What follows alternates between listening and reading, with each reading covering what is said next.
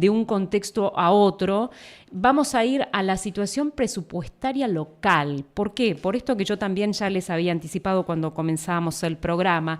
Va a haber la semana que viene una convocatoria que se ha planteado, por lo menos así lo ha decidido quienes se encargan de la difusión municipal, como una convocatoria de carácter urgente, ¿no?, para el próximo martes, en donde estamos invitados los medios de comunicación, las fuerzas vivas, los gremios de la comunidad, para asistir a lo que va a ser una declaración muy significativa por parte del jefe comunal Ricardo Mosero de que estamos en una situación de alerta porque han subido los insumos hospitalarios, los medicamentos del hospital público, y esto va a tener un impacto, dicen, directamente en toda la comunidad, ¿no?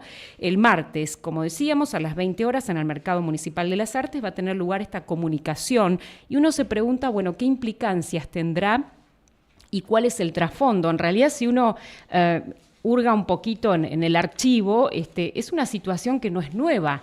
No es nueva. Ya en el 2020 el intendente municipal estaba dando cuenta de que no iba a poder seguir manteniendo, por ejemplo, el hospital en las condiciones en las que se encontraba en aquel momento. Repito, en el año 2020 ya decía Ricardo Mosero, no creo que podamos mantener los servicios más de 3 meses.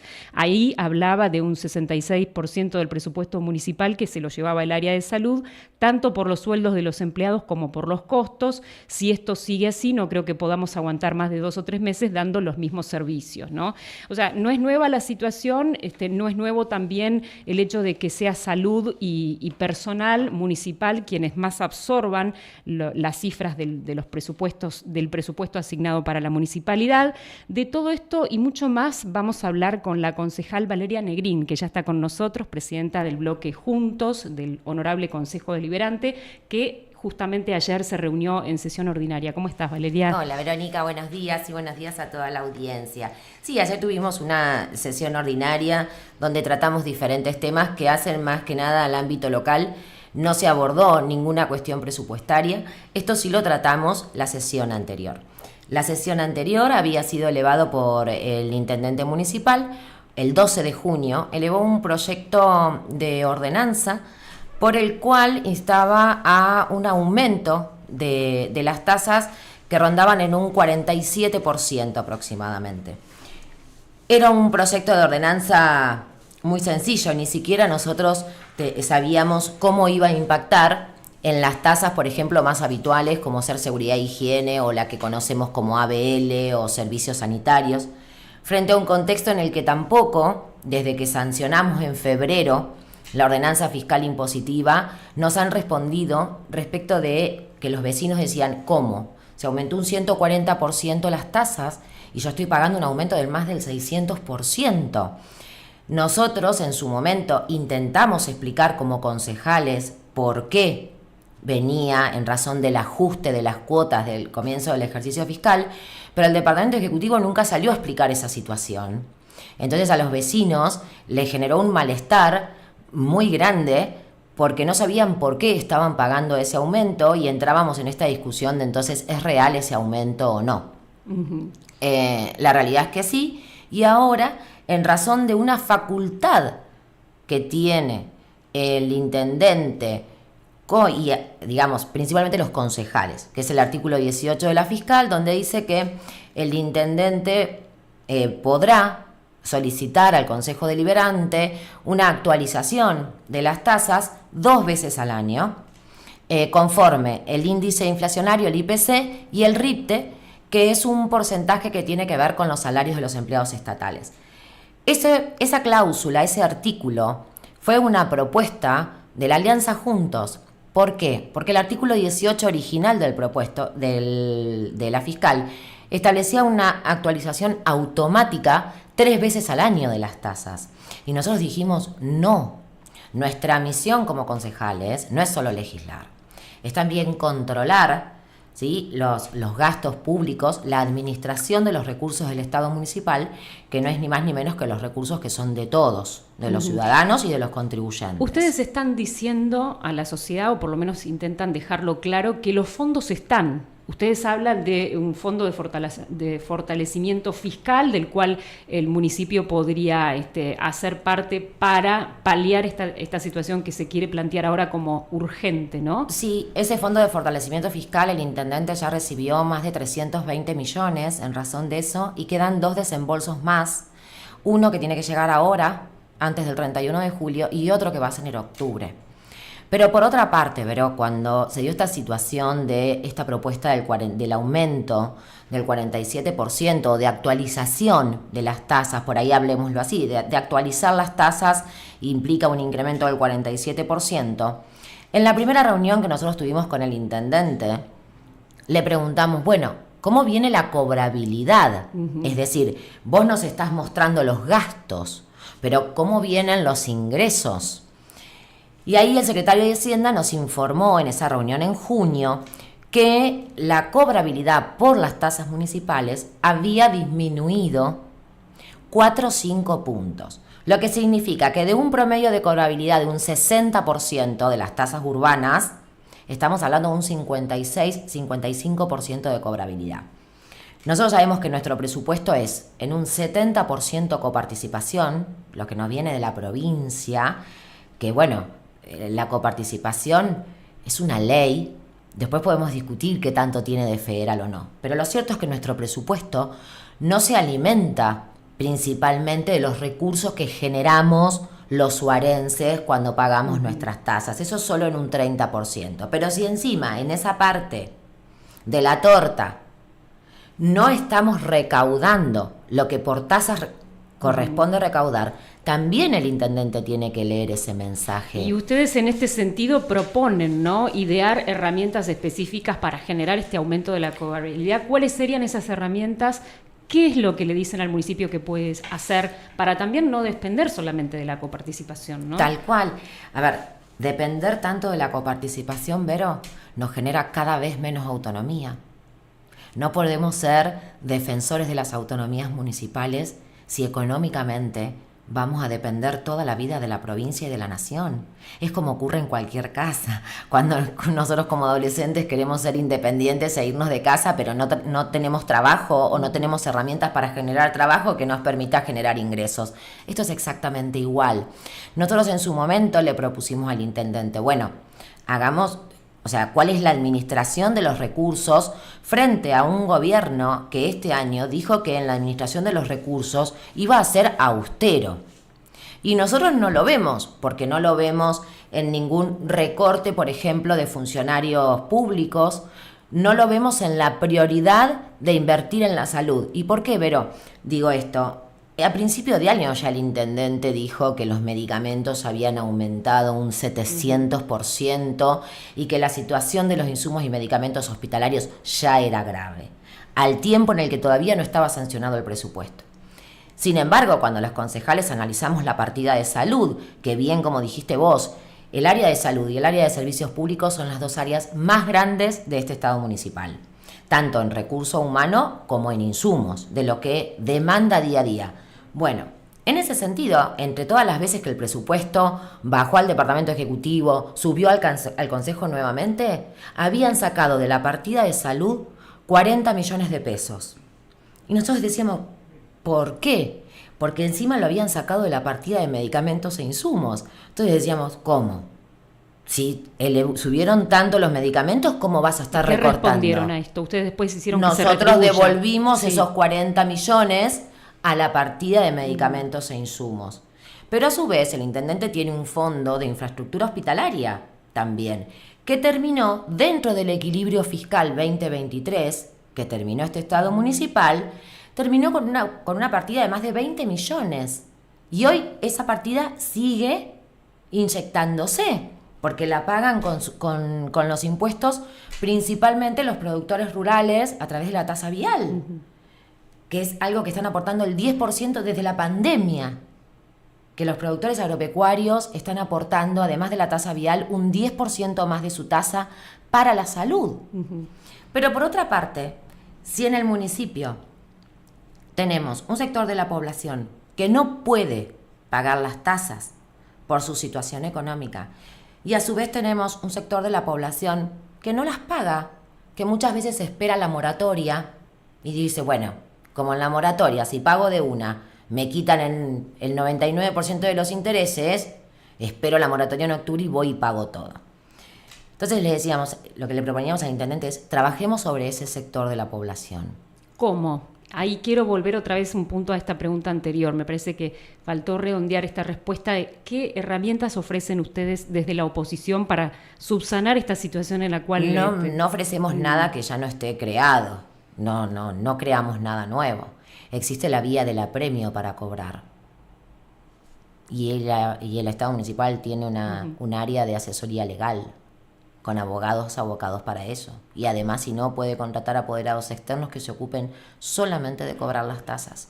¿Qué dicen ustedes acerca de cómo se asignan las partidas, ¿no?, a las distintas áreas? Si uno puede ver la situación económica financiera desde enero a junio de 2024, ve que, por ejemplo, el área de Subsecretaría de Relaciones Institucionales tiene un gasto vigente de 829.257.104, ¿no? Son números que difieren mucho de otras áreas, quizá mucho más sensibles, por supuesto, como por ejemplo podría ser el Consejo Municipal de Personas con Discapacidad, que tiene un presupuesto de 75 millones respecto del que mencioné antes, ¿no? Y así podemos ver en detalle cada una de estas áreas, cuya información cualquier ciudadano puede acceder porque está haciendo uso del derecho a la información pública, está publicado en la página web de la municipalidad. Pero digo, ¿han hecho ustedes objeciones sobre esta manera de distribuir el presupuesto municipal? La hemos hecho, lo hemos modificado. En algunas cuestiones hemos podido ponernos de acuerdo, en otras no, pero sí lo hemos hecho. Teníamos una partida de combustible que nos parecía exorbitante para las diferentes áreas municipales y sabemos que no se controla el combustible en este municipio o que hay muchos empleados que están muy abocados a controlar eso, pero que luego vienen decisiones de los jefes y no queda otra. Entonces nosotros en ese sentido recortamos muchísimo la partida de combustible para que la administre con autoridad, para que la administre con la verdadera necesidad. El Consejo Municipal de Discapacidad, yo estoy de acuerdo en inyectarle millones. Yo creo que es necesario, Vero, para llevar a cabo las políticas públicas de discapacidad en nuestro municipio. El tema es que le inyectamos el dinero, pero el consejo no funciona. Entonces ahí tenés otra situación que tenemos que analizar. Y además saber que puede haber movimientos internos dentro de las partidas y que eso no es una facultad de los concejales, esa es una facultad del intendente. ¿Qué cambió en esta reunión que vos mencionabas en enero que tuvieron con el intendente, donde había un clima ameno de diálogo, el compromiso de trabajar todas las fuerzas juntas, al día de hoy, en que ustedes consideran que se los está planteando a la sociedad como los enemigos y eventualmente los culpables por no haber aumentado las tasas o no haber aceptado el aumento de tasas y que hoy estemos en esta situación de alerta en el hospital? Yo creo, Vero, que tiene mucho que ver con que cuando no tengo autocrítica y necesito echar la culpa al otro, nosotros no somos adversarios, nos convertimos en enemigos. Pero es una cuestión de no poder resolver y como cuando las papas le queman, se acuerda de los concejales de la oposición.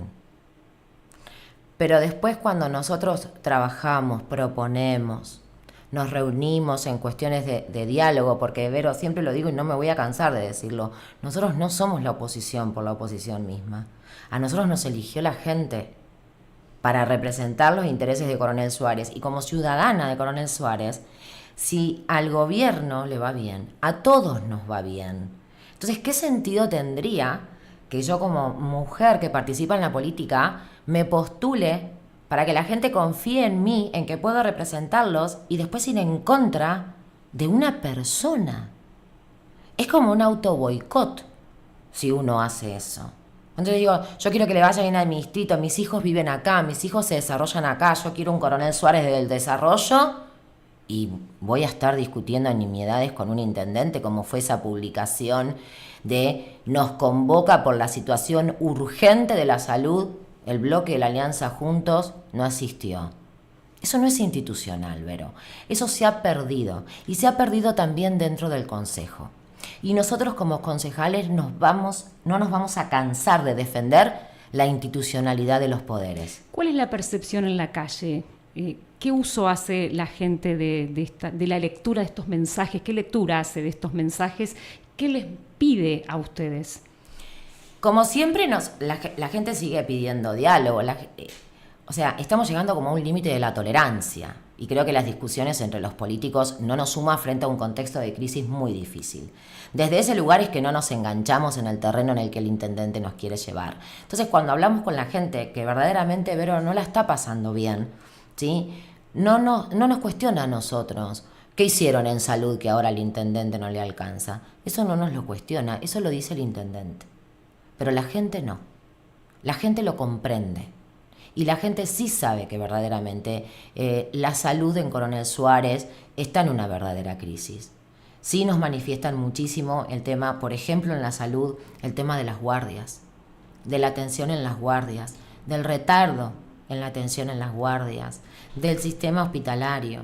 Pero a su vez, gente que por ahí pasa por internación, sale sumamente agradecido con el personal de salud.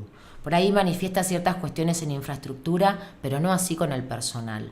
¿Ustedes creen que provincializar el servicio de neonatología, por ejemplo, y el hecho de otorgarle justamente más intervención a el gobierno provincial en la propia mantención de salud municipal podría llegar a manifestar un cambio en el corto plazo? ¿Puede llegar a darse efectivamente esto? Yo no sé si se va a dar tan en el corto plazo. Yo tengo todavía una posición un poco una dicotomía en ese tema de la provincialización, porque por un lado defiendo las autonomías y por otro lado digo, si lo provincializamos, estamos dependiendo cada vez más de los recursos de otro, y nosotros tenemos solamente 2 efectores públicos, Vero, Wangelén y Coronel Suárez. No tenemos efectores privados fuertes, y por eso también, tanto si tenemos obra social como si no la tenemos, caemos en el hospital. Entonces, no sé si la provincialización tal vez es buena, pero no sé si este es el momento oportuno para hacerlo, ¿sí? Más allá de que, por supuesto, el área de salud, como lo hablamos recién, es una de las áreas más grandes de este Estado municipal. O sea, de un presupuesto de más de 20.000 millones, más de 8.100 millones son de salud.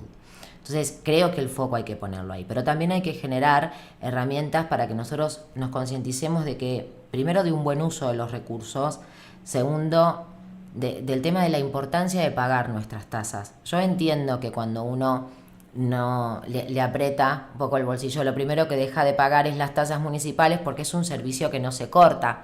O sea, no podemos dejar de pagar la luz o el gas porque nos quedamos sin esos servicios. Pero las tasas no se van a cortar, pero los servicios se resienten en nuestra comunidad. Entonces, eso genera muchas veces malestar, genera situaciones con los empleados municipales que por ahí no pueden tener las condiciones que merecen para trabajar, y en el caso de la salud lo afecta. Entonces, por un lado, tenemos que ser conscientes de la importancia de contribuir con el pago de las tasas, ¿sí? Y por ahí dejar eso de tanto...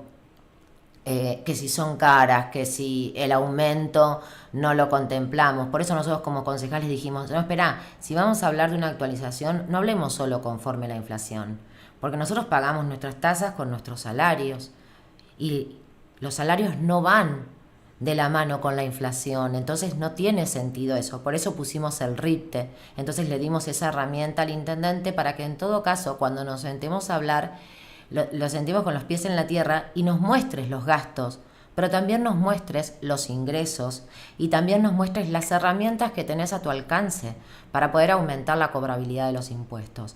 Yo no escuché a ningún funcionario hablar de la importancia de pagar las tasas. Yo no escuché a ningún funcionario hablar de qué se hace con el pago de tus tasas. Estamos como muy acostumbrados a pagarlas y a decir, bueno, pero el servicio que presta la municipalidad no es bueno, entonces yo tampoco pago. ¿Cuál es el servicio que pensás que paga la municipalidad? Hay como una cuestión de obediencia instalada desde hace tiempo, Y esto también, ¿no? Porque uno no se plantea el aumento en otros servicios, lo paga igual, como vos decías, ¿no? Pero en este caso sí se produce un corte. Antes del final, estamos hablando con Valeria Negrín, presidenta del bloque Juntos, a propósito de la situación presupuestaria y la emergencia sanitaria, podríamos decir, que ha definido el municipio por estos momentos para cuestión salud. Quería preguntarte o pedirte una autocrítica, ¿no? Frente al escenario legislativo del año próximo. ¿Cómo está plantado el radicalismo? ¿Cómo lo ves en este actual contexto en el que el gobierno nacional sigue manteniendo, curiosamente, el mismo índice de aceptación de su imagen pública? Hay una tolerancia, todavía bastantes encuestas son unánimes en este diagnóstico, pero allí metidos ustedes el radicalismo, el PRO, ¿no? Todas estas fuerzas que han demostrado también una cierta implosión interna, un quiebre. ¿Cuál es tu reflexión? Sí. Desde el radicalismo no tenemos quiebre porque nosotros tenemos esa gran, digamos, creo yo que es una virtud de poder adaptarnos a nuestra identidad orgánica. Lo tienen a Lustó. Quizás hablaba de sí, quiebre y pensaba pero en bueno, vuelvo a lo mismo. A mí me representa una idea. Sí, es una realidad, pero esto es personal. No hablo por el partido.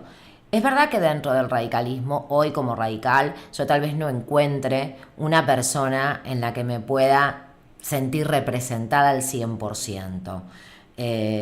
Creo que eso hoy no ocurre en ningún partido político.